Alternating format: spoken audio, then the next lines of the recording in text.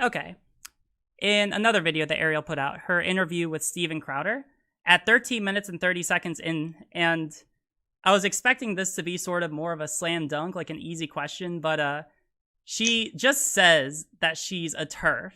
She says that feminism doesn't always include trans women, and she argues that because of differences between trans and cis women, specifically relating to biological sex, that trans women should be excluded from certain women's spaces. So, Mars, I really want to ask this, and I really want to just hope that the answer is yes, but you agree with me that's pretty explicitly transphobic, right? Wait, sorry, I got distracted. Give me a second. I'm gonna turn off my live stream. Okay.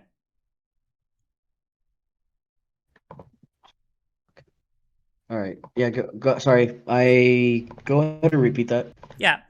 So she says that she's a TERF in the video with Steven Crowder, the interview with Steven Crowder. She says that feminism doesn't always include trans women. And she says that because of differences between trans and cis women, specifically relating to biological sex, that trans women should be excluded from certain women's spaces. You agree with me, and again, this is an easy question. You agree with me that's pretty explicitly transphobic, right, Mars? To want to have separate spaces in some scenarios? I'm not asking for separate spaces. I'm saying that she is identifying as a trans exclusionary radical feminist. She's not asking for separate spaces. She's asking to exclude women, especially trans women, entirely from certain feminist spaces and women's spaces. You agree with me that's pretty explicitly transphobic, right? I don't really.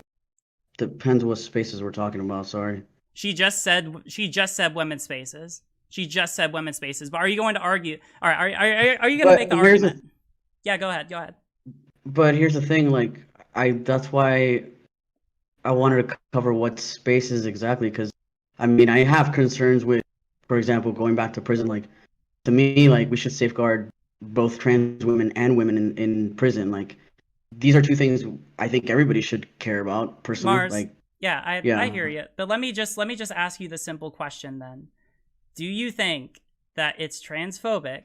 Again, this is a very easy question. Do you think that it's transphobic to identify as a trans exclusionary radical feminist? Depends what that means. Like I said, I'm called a TERF. A bunch of people are called TERF. Like it's what does that mean? It depends. Like I don't. These questions are dumb. I honestly, like, can we get to like the actual? I don't understand. I thought this was gonna go a little bit different. You don't understand. You asked for examples where she was being transphobic. This seems like a pretty explicit. This seems like a pretty explicit example. Not because it really means what. Because to me, I think it's important to have trans men spaces sometimes. Like if I want, like, let's say a little support group or something for only trans men, I don't think that's bad. So if I call myself in that group, you know, let's say cis exclusionary, am I now a bad guy? No, it depends. Like if we're talking, like be specific, because again, TERF has been like watered down like every other word nowadays. Like it means different things depending on who's using it. So could we specify what space you're talking about? I'm talking about what she said. I'm talking about exactly what she said. Okay, all right. I'll pass. I'm right here. Do you want it? Sure, go for it. Okay. In 2017, Sports Medicine conducted a meta-analysis covering prior research on trans individuals' performance in sports and pre-existing sports policies concerning trans people. The study showed two things. First, that there is no consistent or direct research indicating transgender women have an unfair athletic advantage at any stage of their transition. And secondly, that most sports policies are not evidence-based and that trans individuals experience substantial discrimination from sports institutions. So to be clear, at any stage. Do you want the? I can link it to you. I mean, I don't want to get so hyped. Like, let me finish. So at any stage. So basically, somebody that say transition at a young age, and somebody that transitioned at, let's say, at the age of 30. There's no difference there. It says that there is no study. Mind you, this is a meta-analysis. This was literally the aggregate of all other studies done in the subject area. They found there is no evidence to say that whatsoever. Okay, sure. Okay, so you agree with me that when she says that, it's both wrong and transphobic, right? No, I don't agree, because actually, I'm not gonna. I Are you anti-science? Are you anti-science? Is that what you're saying?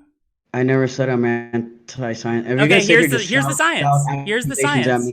It's Here's the not science. okay. Like I said earlier in the stream, like whatever you want to cite as science might differ from a different other sources. All right. Do you Okay, have any like other sources? Do you have any other no, sources? because I wasn't prepared to debate over trans women in sports. Like I wasn't something that. Well, you're the one who wanted to defend Ariel Scarcella and say she's not transphobic. Yeah, and I continue to do so because so far, like, Yeah, this is something in one of her videos. Yeah, you're not convinced. This is literally science. This is literally a meta-analysis, and you're not convinced by it? Are you serious? There's differences between biological male and female that doesn't change even after transition. This literally shows, and mind you, that's a whole nother discussion, but literally shows there is no evidence to suggest that affects performance at any stage of competition, and you're just not going to believe that. I'd be curious what they focused on because there's differences. I'll send you the study. Like lung differences. Like my shoulders are way smaller in a freaking biological male. Like these are I just all sent different you the study. things. That's cool. I'm not gonna read it right now because I like to get through this conversation. I'll look at it later though. Okay. I mean, like we can settle this right now. We have it in front of us. Like we can literally just settle this right now if you want to. You want to talk about science and facts that we're denying? So here is a quote from a publication in Sage Journals of the Modern Scientific Attitudes on Human Sex. Quote, "The view that the world's population can be separated into a clearly defined dyadic unit of male and female is defunct. Not only clinical observations, but molecular biology has established that sexual identity is on a continuum with enormous potential for variance.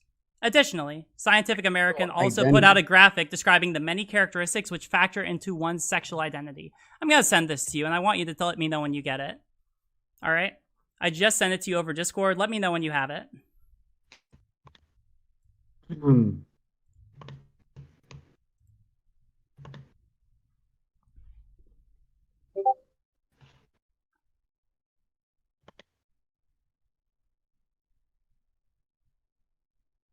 you have it open? Hang on a second. You owe me a second. Yeah, there's variations. That still doesn't. I know that there's. What this shows is the ambiguous and bimodal nature of sex, and that sex is not as simple as XX and XY. Biological sex is on a bimodal distribution, not a direct binary. All right? You said you made the argument that there's a distinction in the biological sexes. This said that distinction is not as clear as you want to make it out to be. This literally is the science. This is the majority scientific consensus, and you want to literally argue that this isn't what people say. You want to say that this isn't what the science is, but it is. So if you want to talk about denying science, you are the one literally denying science right now. I've never said that there isn't variation, but that still doesn't change the fact that there are a difference between male and female. There could be two males, and there could be variations in their biology, but it's still. I'm not arguing that some areas are by. It's not an argument over that. I'm just saying that there's still differences between male and female. Okay, like that's all I'm saying. Even though, according to the study that we talked about earlier, there actually really aren't, or at least no differences which affect competitions. And in fact, people only experience discrimination, which is unjustified by modern sports policies. You're saying there's no difference. Just to be clear, I don't know if I heard you right. You said there's no difference between male and female? I'm saying that there are differences between everyone, and that sex factors in a lot less that people think. All right. There are large women, there are small women, there are fast women, there are weak women, there are slow women. There are women and men of all different kinds and variations in between. That doesn't mean that we'd have to draw a hard line based on a category that frankly just does not exist according to the modern scientific consensus. When you try to divide people according to biological male or biological female, you are using scientific fiction. You are using something which scientists themselves do not believe in. Depends what freaking scientists you're going to. Do you have any sources? Do you have any sources? If you want to bring up a scientist, if you want to bring up a study, then bring it up. But do you have any available to you? Do you have any? No, I didn't bring a bunch of studies with me. Provide all the sources you want. You can make your points, but you don't have to be an asshole about it. Like, why? You're the one. Things could go a lot better if you could just acknowledge when Ariel lies and if you could agree with scientific consensus. I acknowledge when I didn't agree with her, and I acknowledge when she wasn't accurate. Now, you're just mad because I haven't acknowledged everything else that you believe, and I'm not going to do that. So I'm not mad. I'm having a great time. Yeah, I can tell. You got so triggered. Let's go. One more question, and that's it. Then I'm good to go. Okay.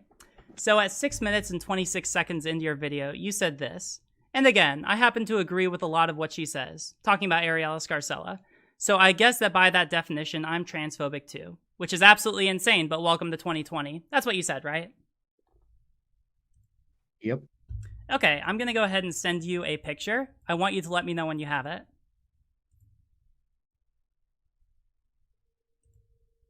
Okay, what's your point? All right, are you looking at it? Yeah. Okay, cool. So do you know what this is? Can you just go straight to the point? Like, I'm so over this little I'm tactic. asking if like, you. I'm just asking if you know what this it's is. obviously, it's a kind of airplane, so just go ahead and ask and explain the whole thing. Okay, so during World War II, researchers from the Center for Naval Analyses had conducted a study of the damage done to aircraft that returned from missions and had recommended that armor be added to areas that showed the most damage, shown by the red dots here. But Abraham Wald noted that the study only considered the aircraft that had survived their missions. The bombers that had been shot down were not present for the damage assessment. The holes in the returning aircraft then represented areas where a bomber could take damage and still return home safely. This is called survivorship bias. Survivorship bias or survival bias is the logical error of concentrating on the people or things that made it past some selection process and overlooking those that did not, typically because of their lack of visibility. This can lead to false conclusions in several different ways. Now, Mars, do you know why this is relevant here? You're about to tell me, so just go ahead and tell me. Like, cut to the chase. All right. The reason this is relevant is because it can apply to people from marginalized backgrounds. If you come from a background that afforded you more advantages than the average person from your categorical group, that entails a danger of leading you to develop a false belief or false beliefs about the nature of your group and how it functions in society. So let's be clear, since you said this. Of course, a trans person can be transphobic. Just like a black man can be racist, a woman can be misogynistic, and a gay man can be homophobic, because there will always be exceptions to the norm who come from more advantaged circumstances than others from the same group. If anything, it shows that you're a product of your advantages, and so you allow that entire background to color the way that you look at the entire trans community. Just like Blair White, just like Rose of Dawn, just like Kyle Bangara, and any others who think like you do. What advantage are you assuming that I have? Fuck you, bitch. Shut the fuck up, bitch. Back the fuck up. I'll knock the fuck out you. Damn, man. Pussy. Hey, tell your kid.